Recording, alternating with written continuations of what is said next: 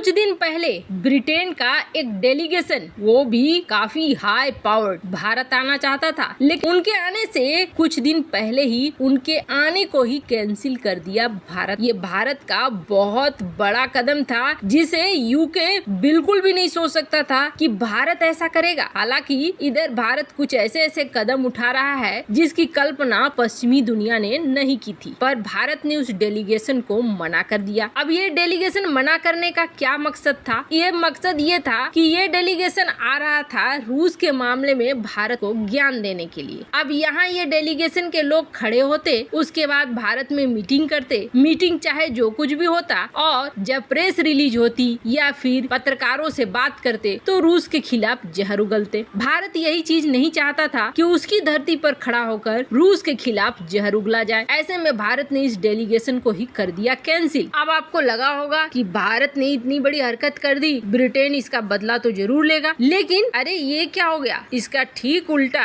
Britain की तरफ से एक प्रस्ताव आता है कि पीएम बोरिसन का जो यात्रा काफी लंबे समय से रुका हुआ है, उस यात्रा को पूरा करना है, और पीएम बोरिसन भारत के 2 दिन की यात्रा के लिए तैयार हो जाते हैं। निश्चित तौर पर इस यात्रा में रूस की बात नहीं होगी, ये तो भारत ने क्लियर कर दिया है। यूक्रेन मुद्दे पर अगर कोई सवाल आता भी है तो वही जवाब आएगा जो भारत पहले क्वाड वगैरह में दे चुका है, या फिर इस बार की 2+2 मीटिंग में बाइडेन के मुंह पे भारत कह चुका है। दरअसल बोरिसन जो आ रहे हैं वो व्यापारिक रिश्तों को और आगे बढ़ाने के लिए, बायलैटरल ट्रेड के लिए आ रहे हैं, द्विपक्षीय व्यापार के लिए आ रहे हैं, जो बेहद जरूरी है यूके के लिए भी। यूके ने जब से यूरोपीय यूनियन से रिश्ता तोड़ा है, तब से यूके को अपने व्यापार अपने तरीके से करने के लिए बड़ा बाजार तो चाहिए, और भारत वो बाजार है जहाँ पर यूके ये एक्सपेरिमेंट कर सकता है। इसलिए भारत को छोड़कर तो चल नहीं सकता है। हाँ,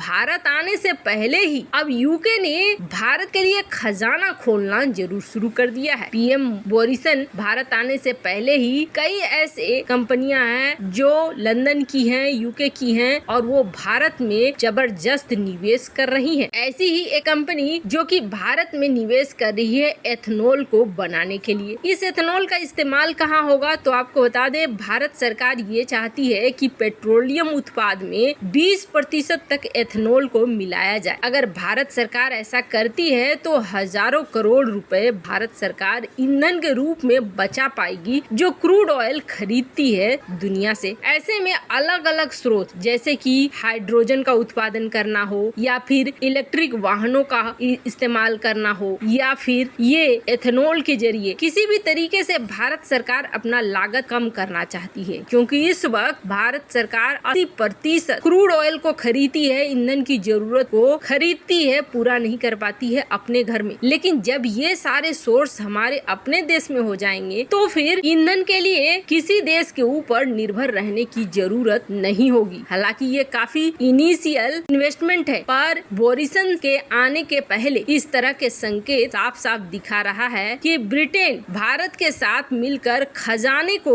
बढ़ाने के और दोनों ही देशों के हितों पर काम करना चाहता है, न कि ये मुलाकात रूस के खिलाफ कोई रणनीति बनाने को लेकर है। ये भारत के लिए बहुत अच्छे संकेत हैं कि ऐसा देश जो कभी भारत को उपनिवेश बनाकर रखता था, आज भारत की बातों पर चलने के लिए मजबूर हो रहा है और भारत की शर्तों पर चल रहा है। ब्रिटेन की जो ट्रेड मिनिस्टर ने धमकी भरा अंदाज दिया था भारत को और चेतावनी जैसी जारी की थी, वो सारे अब बेकार नजर आ रहे हैं। उनकी धमकी खुद उनको ही भारी पड़ रही है। वैसे आपको क्या लगता है, क्या भारत को ऊर्जा के क्षेत्र में और तेजी से बढ़ना चाहिए ताकि 80% जो भारत खरीदता है उसमें भारी बचत कर सके? कमेंट कर अपनी राय जरूर बताएं। जल्द मिलते हैं अगले वीडियो में नई खबर के साथ।